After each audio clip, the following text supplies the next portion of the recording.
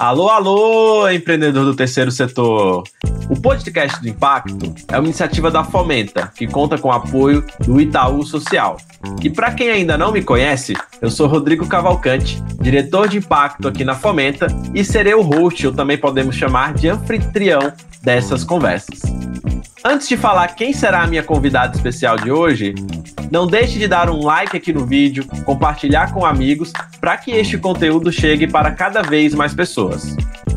E por último, não deixe de conferir todos os novos conteúdos que foram lançados no Portal do Impacto. Assim que terminar de ouvir ou assistir o podcast, acesse www.portaldoimpacto.com. A minha convidada de hoje é cientista social, pedagoga e mestranda em educação pela Unicamp, pesquisadora em relações étnico-raciais. Ela nasceu em São Paulo e foi criada em Campinas. Já trabalhou como atendente de call center, treinadora, professora, e após passar por duas experiências marcantes em sua vida, a perda de um irmão e a superação de um câncer, criou um grande compromisso com a transformação social, o que a levou a empreender o primeiro fundo de mulheres negras do Brasil. Hoje eu converso com a Aline Odara, idealizadora e diretora executiva do Fundo Aguibara.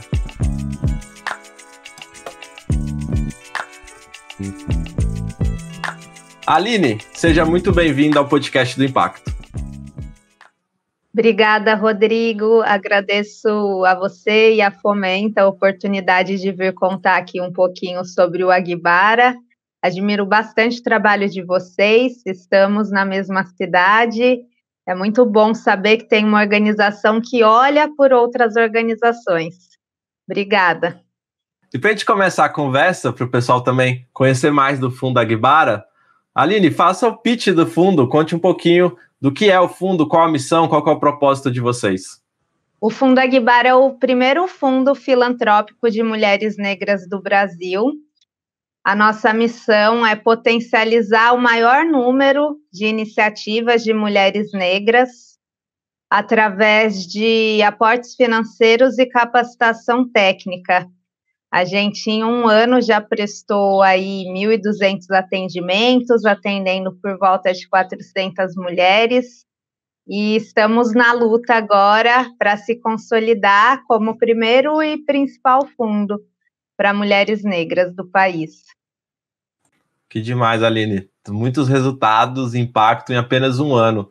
E como surgiu a ideia do fundo, né? Como é que foi essa conversa para vocês começarem a executar essa grande iniciativa?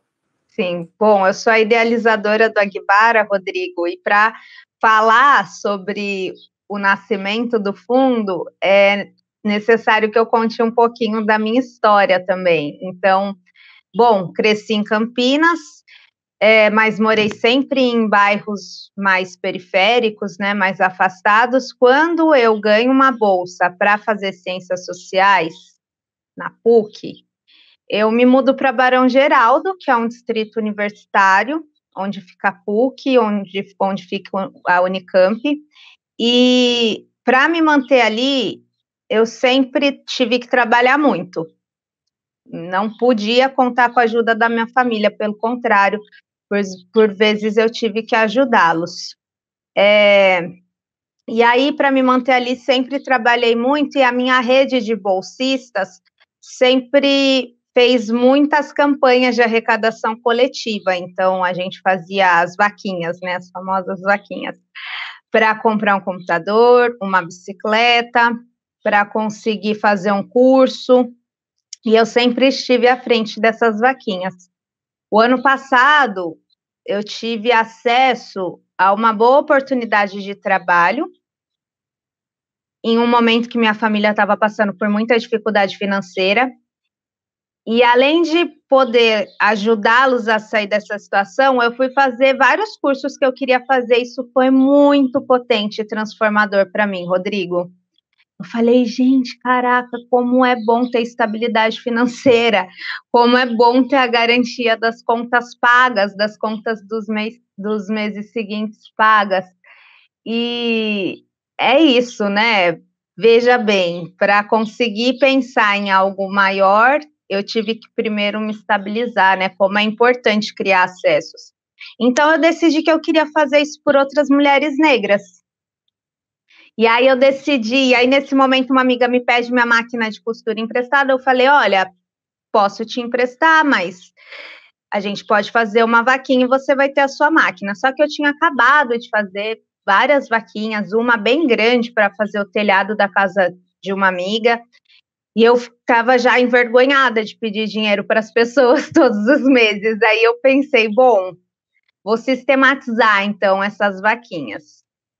Daí sentei, coloquei no papel, a ideia inicial era que 20 amigos doassem R$ 20, a gente teria, durante um ano, a gente teria R$ 400 para contemplar uma mulher negra todos os meses, e pensei no nome, nas cores, né, eu sou do candomblé, então sou filha de Ogum, pensei na cor azul, que é a cor de Ogum, e chamei a Fabi para fazer o logo a princípio. E aí eu pensei, falei, bom, será que você não quer entrar nessa comigo? E ela topou, a gente fundou em 1º de setembro de 2020 o Aguibara, e em 5 dias já eram 60 doadores recorrentes. E aí a gente percebeu a potência, né, que seria esse projeto, e logo a gente viu o tanto de demanda também que ele traria para as nossas vidas. Mas é essa história do Aguibara. A gente está no começo ainda, né? É muito recente, tem 1 ano só. Muito legal isso que você fala. Muitas organizações têm esse desafio de conseguir apoiadores, de apresentar a causa, e como em pouco tempo vocês já conseguiram consolidar essas pessoas. A gente vai voltar um pouquinho sobre isso para conversar, mas antes disso eu queria que você comentasse um pouco, Aline, até você contando isso sobre estabilidade financeira, né? Até no meu lugar, eu sou filho de classe média e eu vim fazer faculdade, meus pais poderiam me bancar dentro de vários privilégios, e como a gente tem essa grande desigualdade, né? Que não é só apenas uma vaga na faculdade, você poder sentar no colchão à noite e poder fazer planos e não estar preocupado com o que você vai se alimentar ou como você vai pagar as contas. E eu queria que você comentasse sobre a importância de um fundo de mulheres negras para mulheres negras, né? Então, essa conexão também de vocês com as pessoas que vocês apoiam, ela é muito genuína, né? Então, eu queria que você contasse essa importância, né, de não ser feito por outras pessoas, mas de mulheres para mulheres e mulheres negras para mulheres negras. Sim. Bom, Rodrigo, a gente vive em um país que tem mais de 200 milhões de pessoas. 56% dessa população é de mulheres negras, e aí você tem mulheres negras pretas, retintas, né? E as mulheres pardas, negras pardas, de pele mais clara, como eu. E é isso, em meio a um público tão grande, por que que ainda não há um fundo, né, de mulheres negras aqui? A gente tem um grande fundo que é feito, pensado e feito para pessoas negras, que é o Fundo Baobá, e a gente nutre muita admiração pelo Fundo Baobá. E é isso. Como que não há outras organizações, né, que fomentam, que investem, fazem aportes, dão capacitação para essa população, que é a maioria, né? Juntos a gente é mais de 100 milhões de pessoas. Então, pensar na existência de um fundo de mulheres negras é, por si só, algo que é muito transformador, né? A gente está superando uma série de barreiras para estar aqui, né? Não é à toa, as mulheres negras são extremamente criativas, né? A gente consegue, por conta dessas opressões interseccionais de raça, classe e gênero que a gente sofre, a gente também tem um olhar muito criativo de buscar saídas únicas, né? Criativas para situações que se colocam para a gente. Então, não foi por falta de ideia, né? Não há outras organizações por conta de um racismo estrutural que baseia toda a estrutura do nosso país, né? Então, pensar na existência de um fundo voltado para mulheres negras é tão transformador, porque a gente consegue essa identificação, né, por se tratar de mulheres negras fazendo políticas para mulheres negras de inclusão, né, pensando em cada detalhe, né, pensando numa linguagem adequada, pensando em uma forma de comunicar adequada, né? Em cada detalhe a gente tem a preocupação de fazer essas mulheres se sentirem acolhidas, né? E a maior parte da população brasileira. Então, e é claro que há outras organizações que não são geridas por pessoas negras que fomentam iniciativas de pessoas negras, mas a gente percebe esse cuidado maior quando é a gente que está fazendo, e aí as mulheres se sentem mais acolhidas, mais dispostas a participarem das ações que a gente propõe. Eu acho que é isso, assim, o principal benefício de ter um fundo pensado por e para mulheres negras é essa delicadeza, esse cuidado com os pormenores, que fazem muita diferença, né? Se sentir acolhida, se sentir bem em um espaço. Com certeza. E nesse espaço de transformação de indivíduos, de pessoas, né, essa identificação e a criação desses espaços que é feito por você, essa conexão, ela acontece de forma muito mais genuína, de forma muito mais rápida, né? Então, o processo também, a transformação, ela acaba se dando de uma forma muito mais rápida e também muito mais escalável no sentido de transformação e tamanho desse impacto, né? Porque é isso, vocês viveram na pele, vivem isso na pele todos os dias. Então, muito legal isso que você traz. E são espaços seguros, né, Rodrigo? Que essas mulheres, elas muitas vezes elas chegam em outros espaços que não foram pensados para elas, por mais boa vontade que as pessoas tenham, mas às vezes é uma presença, uma fala, um jeito de olhar, um questionamento que vai fazer essas mulheres recuarem, que vai fazer essas mulheres não retornarem para outras ações, sabe? Então é isso. Muito bom. E Aline, eu tinha comentado lá sobre os doadores, né? Vocês conseguiram uma grande base em tão pouco tempo. E eu queria que você contasse um pouquinho hoje dessas estratégias de captação, né? Como é que o fundo tem sustentado, buscado recursos, e até que você queria entender de você, né? Quem apoia, quem é o perfil desse doador que apoia o fundo, e também se vocês sentem alguns desafios, enquanto um fundo gerido por mulheres negras, de acesso a alguns outros tipos de recursos, né? Então, como você olha a disponibilidade de recursos para iniciativas como as de vocês dentro do Brasil? Você comentou do fundo Baobá, né, que tem um investimento importante em organizações geridas por pessoas negras, mas eu queria entender esse olhar mais amplo aí do que vocês têm enfrentado também. Sim. A gente tem hoje uma rede com mais de 250 doadores individuais. Isso é um feito no Brasil, né? A gente conversa com outras organizações que são enormes, tipo o Fundo Baobá ou a Cital, e as pessoas ficam muito admiradas, porque o Brasil é esse país onde a generosidade, né, há uma impressão de uma generosidade que paira em todos os ambientes, né, o brasileiro ter esse perfil generoso, mas a gente vê que é um dos países dos países que menos doa, né, onde as pessoas investem muito pouco em organizações sociais. Então, a gente fica muito honrada, assim, de poder ter esse grande círculo de doação, né? É um feito bem raro aqui no Brasil.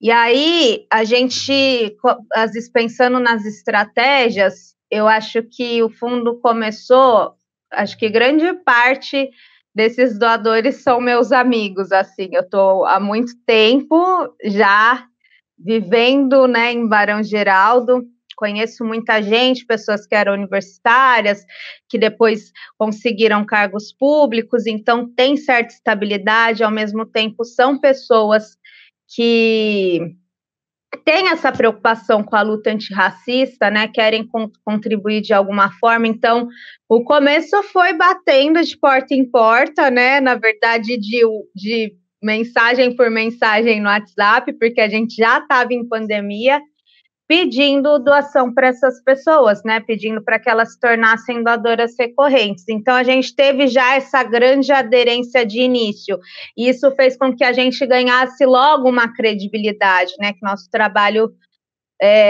fosse visto como um trabalho sério. Então, eu acho que ter uma grande rede de contatos fez toda a diferença. E aí, para além disso, no fim do ano passado, a gente fez uma campanha, uma gincana, para esses doadores. Então, a ideia era que quem mais trouxesse doadores iria ganhar uma chuva de prêmios, a gente falava. Então, a gente conseguiu arrecadar muito prêmio, obras de arte, vale serviço, vale refeição, foram mais de 200 prêmios, Rodrigo. E aí, nessa campanha, a gente conseguiu... prêmios? É muita mais coisa. Mais de 200 prêmios. E nessa campanha, em um mês e meio, mais ou menos, a gente conseguiu 90 novos doadores. E aí a gente está organizando agora para começar no mês que vem a segunda gincana de Natal do Aguibara. E assim, para além disso, a gente tem algumas outras estratégias de abordagem, né? A gente também está começando a fazer algumas gincanas internas para a equipe, né? A gente é uma equipe de 8, 9 mulheres negras agora, então de fazer uma gincana para ver quem traz mais novos doadores. E, bom, é isso, a nossa maior renda, né, maior entrada do Aguibara vem dessa rede. E hoje em dia a gente tem uma plataforma, trabalha com a Grifa, que é uma plataforma de pagamento recorrente. Essas pessoas podem pagar por boleto ou por cartão de crédito. A Grifa também é uma grande parceira, é uma startup de Goiás, que, sim, elas são muito queridas, as meninas, e estão sempre ajudando a gente a pensar em novas estratégias de captação. Eu sou a pessoa responsável por captação de recursos no Aguibara, então, mas eu fico mais voltada para a pessoa jurídica. Então, para além dessa rede de doadores, a gente logo percebemos, né, que a gente precisaria diversificar as nossas fontes de entrada, não colocar todas as nossas moedas num cofrinho só. Então, fui estudar captação, começamos a escrever para editais, a gente já foi contemplado em 4 editais.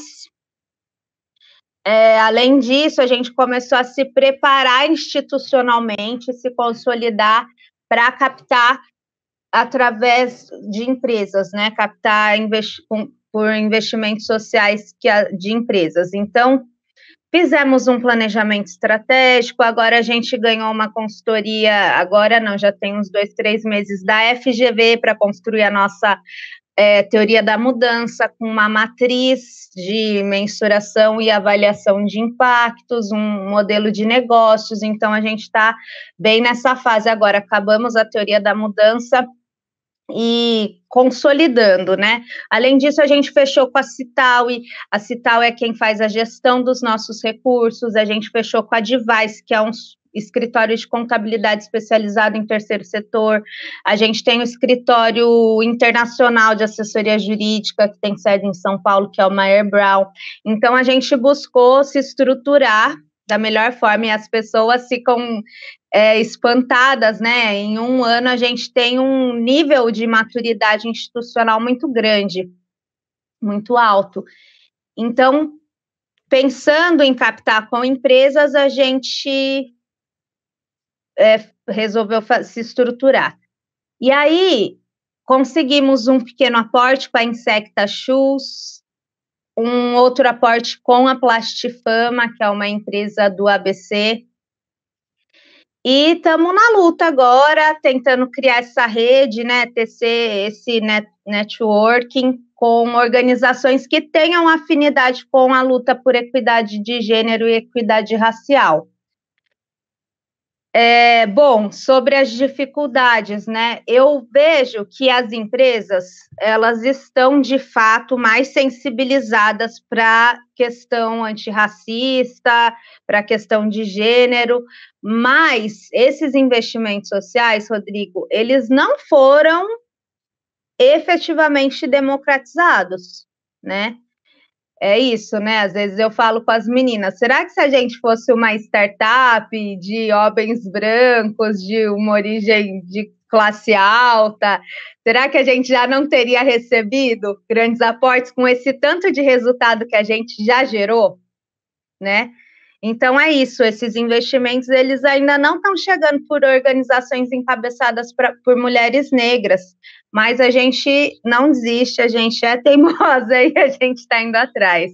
Mas estamos também passando por uma fase de reestruturação, eu posso falar disso um pouquinho mais adiante para você, de definir a forma de atuação do Aguibara, né? A gente começou querendo abraçar o mundo, fazendo muita coisa, e aí agora a gente está pensando em definir algumas diretrizes. Muito legal vocês compartilharem essa estratégia. Incrível essa ideia da gincana, né? Acho que é um tema que várias organizações se perguntam como engajar, como atrair doadores, e vocês usando os próprios doadores atuais para angariar novos apoiadores de uma causa. E de fato, né, Aline, quando a gente olha o cenário, seja de investimento social privado, seja de investimento em startups, a gente vê diferenças, né, na captação por empresas lideradas por mulheres, e aí a gente pode ainda colocar o fator de raça ainda nisso, e como esses recursos eles são distribuídos de forma diferente, mesmo que não seja algo intencional, mas é como você falou, né? O racismo é estrutural, né? Então, as estruturas estão criadas e elas acabam priorizando ali nesses momentos de definições algumas outras organizações, né? Então, espero que isso mude, né? Que essa luta e essa pauta antirracista ganhe cada vez mais esse cenário de investimento, que as organizações, empresas olhem para isso e que isso seja levado em consideração, né? Não dá apenas para a gente falar que isso existe, né? Precisamos começar a tomar ações enquanto organizações para mudar e reverter esse cenário que é estrutural, né? Então, muito legal você trazer esse depoimento, que eu acho que é uma pauta que precisa ser ainda muito discutida, né? Quando a gente pensa, principalmente em investimento social privado, que é o que a gente está falando aqui. Lá nos Estados Unidos já tem um movimento muito grande, né, de ser critérios de seleções para receber recursos, ter diversidade de gênero, de raça em conselhos, diretorias de organizações, né?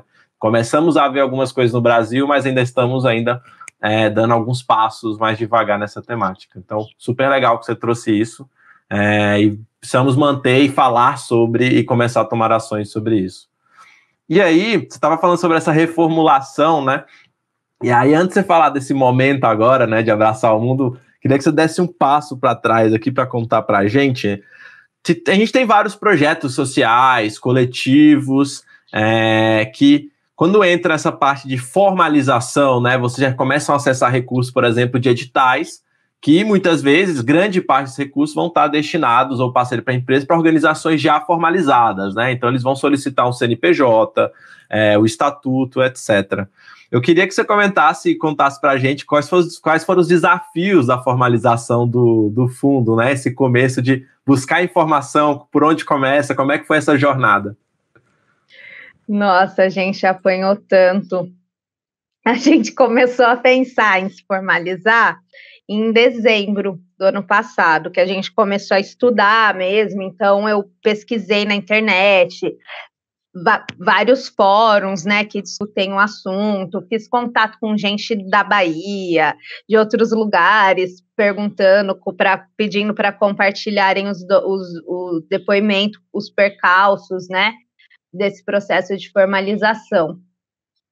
O meu companheiro é advogado também, então, e ele é advogado popular, né, já atuou bastante com o movimento social, então ele tinha alguma ideia de qual caminho, né, seguir. Então, sentamos, eu e ele, um dia para fazer o estatuto, e aí fizemos o estatuto, fomos descobrindo, né, tem que chamar uma assembleia geral, para chamar, a gente se formalizou enquanto uma associação sem fins lucrativos, né, então chama assembleia, publica a assembleia em um jornal de grande circulação, Gente, é um processo que, assim, o nível de detalhes é impressionante, assim, sabe? E aí fizemos a assembleia, assinamos a ata, fizemos o estatuto, e aí toca a Fabi, que foi quem a gente definiu para ser a presidente, para o cartório com esses documentos. E aí ela voltou, tipo, umas 4 vezes do cartório com esse documento. E a gente assim, gente, nossa, vamos desistir. Será que a gente segue? Não é possível, sabe? Tipo, por que eles não falam? Tudo é tão complicado. Por que não tem um manual na internet de como criar uma instituição, sabe? Tem algumas dicas e tal, mas não tem um passo a passo ali. É uma muito coisa até espalhado, legal né? de vocês Essas pensarem em informações. fazer. Sim, sim. Mas vencemos a burocracia. Nosso CNPJ saiu dia 3 de março desse ano, então a gente já tinha 6 meses de atuação, 3 meses só de tentativas de ter um CNPJ. E aí foi a burocracia de abrir uma conta, né?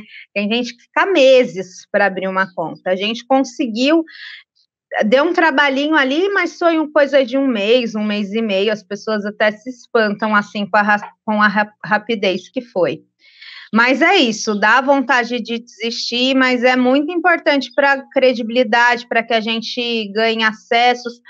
Tem algumas organizações que preferem se manter na informalidade, né? E aí, para isso, há outras organizações que fazem a representação jurídica, que assumem, né, a personalidade jurídica dessas ONGs. Então, tem a STAUI, né, que faz a nossa administração, mas que também trabalha com coletivos, organizações não formalizadas, e há outras também.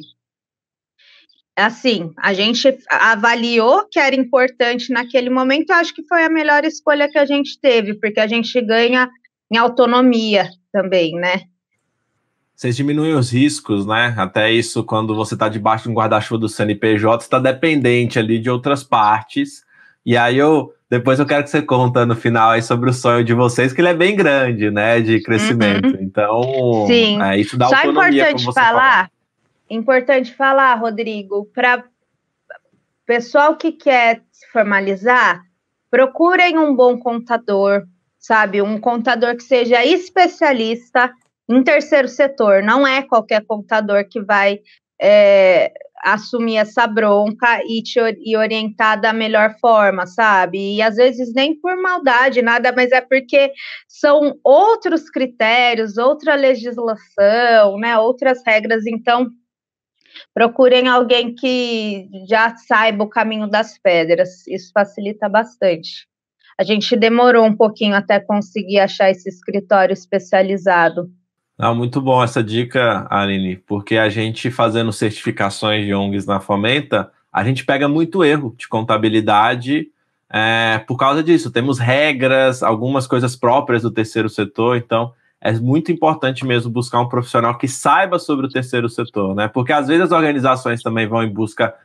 Tem um amigo meu que é contador, e aí eu vou pedir para ele ajuda ali, mas ele não entende do terceiro setor, né? Então, essa dica ela é fundamental, até para que isso não impeça acesso a alguns recursos mais para frente, algum erro ali, algum problema fiscal ali, mais adiante, né? Que a gente tem imunidades, isenções dentro do terceiro setor, para que isso não atrapalhe, né? A gente está fazendo a reformulação do nosso estatuto agora, e aí quem está ajudando é esse escritório de advocacia. Então já é outra coisa, assim, com muito mais tranquilidade. Foi um processo longo, já tem uns 6 meses que vai e volta, e aí a gente questiona, eles alteram, explicam e tal.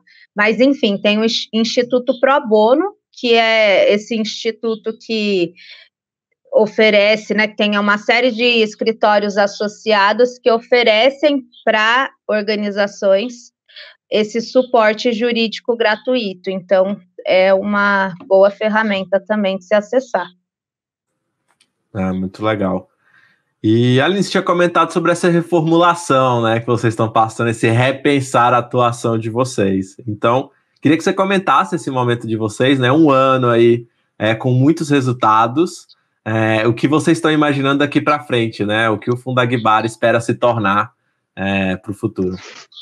Sim, bom, a gente tem tanta ideia, tanta vontade também de fazer as coisas, e aí a gente começou a Guibara, as oportunidades foram surgindo, e aí começamos, a gente tinha, né, muito essa atuação de aporte financeiro, assessoria técnica e formação, tanto formação de aprimoramento profissional, quanto formação política de cidadania.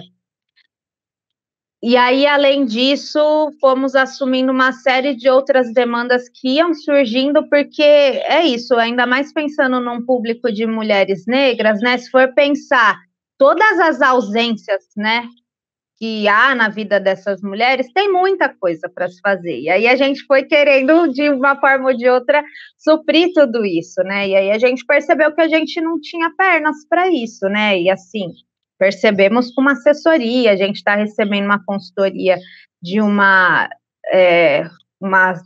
consultora que é especialista em filantropia, a consultoria da FGV também. Então, eles foram encaminhando a gente também para ter essa percepção. Mas é isso, percebemos que não íamos dar conta de continuar querendo fazer todos esses atendimentos que a gente estava fazendo, estava demandando muito tempo a operação da Guibara. A gente percebeu também que não tem como, nesse momento, a gente trabalhar com um público de mulheres ali que é classe E, por exemplo, porque são mulheres, muitas vezes, que precisam de orientação sobre direitos, cidadania, e é um trabalho necessário de ser feito, mas a gente não consegue nesse momento. Então, pensamos em focar os nossos esforços em mulheres que já têm um negócio minimamente desenvolvido, nesse momento, tá? Pode ser que no futuro as diretrizes mudem. E, principalmente, passar a atuar mais como um fundo filantrópico mesmo, que é essa organização que é administradora de recursos, né? Que faz a captação de quem tem e repassa o dinheiro para quem está precisando.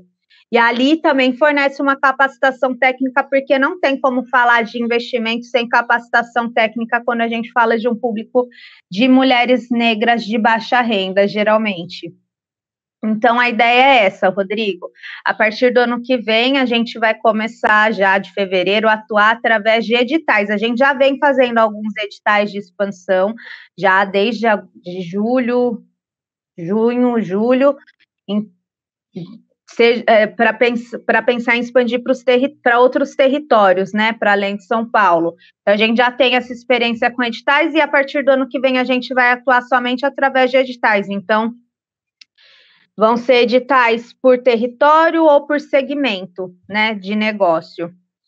E aí a gente vai focar ali naquelas mulheres que vão receber o aporte para que elas também sejam contempladas com a capacitação técnica. Porque hoje uma coisa é independente da outra. A mulher recebe aporte, mas ela não precisa necessariamente fazer a capacitação. E aí a gente acha que os nossos esforços vão ser mais efetivos, né? Vão ter melhores resultados se a gente focar nessas mulheres. Eu acho que basicamente é isso. A gente também começa a nossa consultoria, estamos terminando de desenhar uma consultoria de diversidade para pensar que a mudança ela tem que ser intersetorial, né? Então, pensar também em como as empresas estão atuando, estão inserindo pessoas negras, as ações afirmativas, pensar também como essas empresas inserem pessoas negras, mulheres negras na cadeia de valor, sabe, delas. Então, é isso, a gente vai atuar como fundo filantrópico e nessa consultoria de diversidade. Muito incrível, Aline. E você trocou um ponto que eu acho que é essencial, né, para toda organização e que a gente discutiu muito na Fomenta também enquanto organização, é essa questão do foco, né? A gente olha também a Fomenta como nossa causa de apoiar ONGs do Brasil. Nós temos aí 200 mil, 800 mil, aí, dependendo do dado. É muita organização, né? E aí a gente sempre se pergunta, nossa, mas tem os projetos sociais, tem os coletivos, tem gente querendo se formalizar.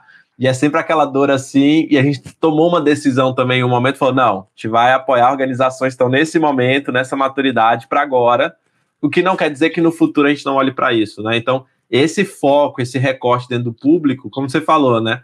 Temos a maioria de mulheres negras no país, e esse recorte que vocês fazem, e que essa decisão, apesar de não ser fácil, eu acho que ela é muito importante para conseguir colocar foco, conseguir gerar resultado, conseguir potencializar o que está sendo feito, né? E essa foi uma discussão longa na Fomenta também, para a gente delimitar também, beleza, dentro desse espectro enorme, onde que a gente vai atuar. Então, achei que é muito legal isso que você trouxe, e estou super curioso para ver e acompanhar esses próximos passos aí da consultoria, do fundo, dessa consolidação, que eu acho que é incrível todos os resultados que vocês conseguiram em um ano, 6 meses aí praticamente de formalização, né? Então, numa jornada super curta, potencial aí, a transformação que vocês têm gerado tem sido super legal. E aí, Aline, chegando aqui quase no fim, queria saber se tem alguma indicação de livro, vídeo, filme, alguma coisa aí que você deixa para quem está nos assistindo ou nos ouvindo aqui de indicação aí para após esse podcast. Eu aconselho todos, tem uma coleção de livros da Bell Hooks, de capa colorida, que fala, tem tudo sobre amor, tem alguns sobre educação, e ela escreve de uma maneira muito fluida, assim, sabe? A Bell Hooks é uma intelectual negra americana, e eu tenho usado bastante, assim, Bell Hooks para pensar nas minhas ações. E no meu mestrado também, na minha pesquisa de mestrado. Então, recomendo todos esses livros da Bell Hooks, que tem essa marca da oralidade, assim, na escrita, então é muito fácil de ler, sabe? E geralmente são capítulos que você pode ir lendo de forma independente, assim. Você lê um agora, depois você pula um monte de página, vai ler outro, não é um pensamento contínuo. Então, é muito fácil de, né, no meio de uma rotina bem corrida, conseguir encaixar algumas leituras, assim, curtas, né, de umas 20, 30 páginas no máximo. Eu acho que é isso. No resto, eu tenho lido muito texto do meu grupo de pesquisa, né? Textos voltados para o mestrado, então nada que eu recomendaria para ninguém. A Bell Hooks já é uma ótima recomendação, né? Até peguei o livro que eu li dela no passado, Ensinando a Transgredir. Ai, esse é lindo, e, nossa, demais. É fantástico, né? Esse trabalho, do jeito que ela escreve, assim, o jeito que ela fala com a palavra, ela como mulher negra, ela como mulher nesse lugar de educação, é incrível, assim. Eu acho Patrícia Hill Collins também, recomendo. Legal, nunca li. Tem um texto que chama, você encontra na internet, um texto dela que chama Outsider Within, que fala muito sobre as imagens de controle, sobre as mulheres negras, fala bastante sobre autoavaliação, autodenominação também, a importância da autodenominação. Foi um texto que mudou bastante minha vida, assim. Muito isso. Bom. A gente vai deixar os links aqui nos comentários para quem quiser comprar os livros, ler esses textos aí. Eu acho que para quem trabalha no terceiro setor é fundamental essas leituras, né, esse entendimento. Eu, como homem branco, ler e entender mais sobre isso tem sido muito um diferencial para eu entender mais esse mundo, entender mais essas desigualdades, esses desafios que nós temos ainda para enfrentar no Brasil.